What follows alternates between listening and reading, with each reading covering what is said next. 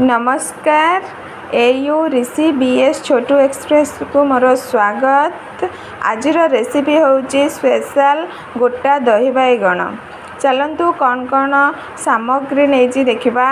देखो ये मु गोटा बैगण नहीं धोईकी भल भाव काटी देखु आपण एमती काटिदेवे भल भाव काटी एथिरे कटा पियाज नहीं भृषंग पत्र दही नहीं किछि पानी नहीं एथिरे हेंगु नहीं देखु हेंगु नहीं अल्प टिके पकेबा।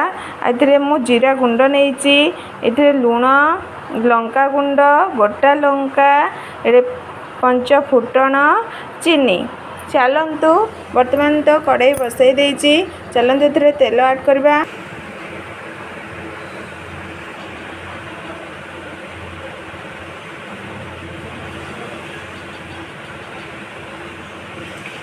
तेलटा गरम होगापी छाड़देबा। चलतु ए जो गोटा बैगण रखी से गोटा बैगण को आम अल्प अल्प लुण दे ताकू भल भाव गोलैदबा। देखु आपण मध्य 4 पीस जाक भल भाव टिके लुण गोलैदेबे।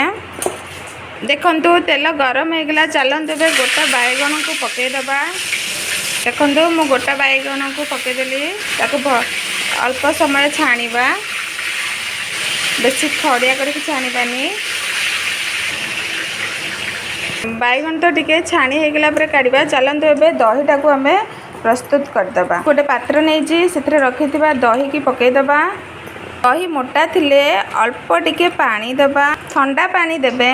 देखो से टिके स्लाइड चीनी देबा। दही जेहेतु खट्टा टिके थाई पारे से जो खट्टा मीठा लगे टिके चीनी ऐड करबा।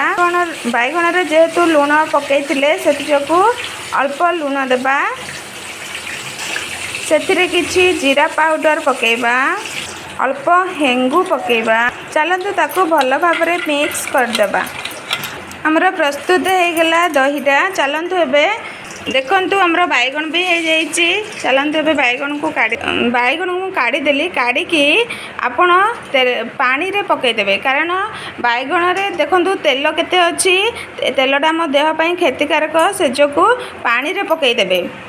देखु तेल बाहरी पड़ला। एबे चलतु दही रे पकईदबा। दही प्रस्तुत करथिबा दही रे आमे पकईदबा। देखु दही रे पकईदेले। चलतु ए फुटण करबा। देखु कड़ाई गरम होगला। चलतु किछि तेल सेठे ऐड करबा। तेल गरम होगला। चलतु ए पंच फुटण पकईदबा। किछि सुखिला लंका पकईबा। मिर्चा पत्र पकई सारा कटा पियाज पकईबा। चलतु ताकू भल भाव भाजी दबा। देखु पियाज होगला से किछि लंका गुंड पकईबा। टिके राग न लगिले भी भल लागिबोनी दही बैगण। जीरा गुंड टिके पकईदबा तार भल फ्लेवर आसीबो। स्लो फ्लेम रे पकईबे। चलतु घांटी देबा।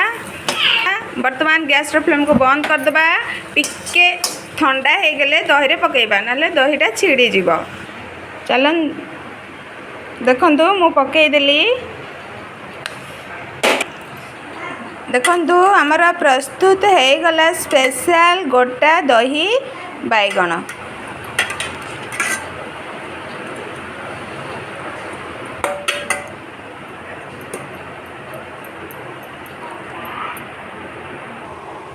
देखंतु हमर प्रस्तुत हो गला स्पेशल गोटा दही बैगण। घरे बनातु टेस्ट करंतु केमती लागुची मते कमेंट्स दियंतु। प्लीज मो चैनल को सब्सक्राइब करंतु शेयर करंतु।